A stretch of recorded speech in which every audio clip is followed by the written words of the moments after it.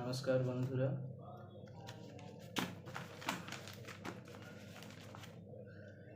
প্রতিদিন আমরা জেনে বা না জানি আমরা খাদ্য তালিকায় তৈলযুক্ত জাতীয় আর চর্বি জাতীয় খাবার প্রতিদিনই আমরা খেয়ে নিচ্ছি। কিন্তু আপনি জানেন যে আমাদের মেন অর্গান হচ্ছে হার্ট, লিভার, কিডনি।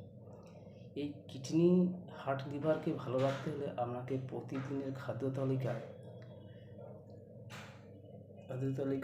আপনাকে অ্যান্টিঅক্সিডেন্টযুক্ত খাবার প্লাস কাঁচা ফল বা ফল জাতীয় জিনিস আপনাকে খেতে হবে, ফাইবার জাতীয়।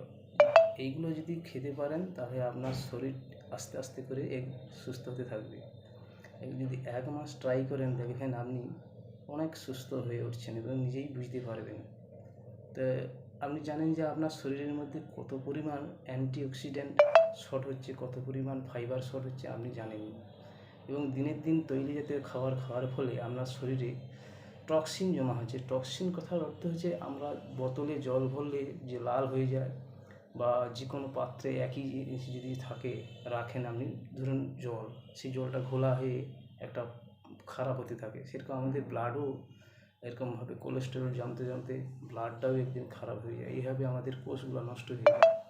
আপনি জানতে পারেন না আপনার শরীরে অনেক রোগ পেলা সব তৈরি হতে থাকে। তো এগুলো থেকে মুক্তি হতে চাইলে আপনাকে অতি অবশ্যই ফল জাতীয় খাবার খেতে হবে, এবং দেখবেন আপনার হার্ট, লিভার, কিডনি ভালো থাকলে অনেক রোগ থেকে আপনি মুক্তি পাবেন।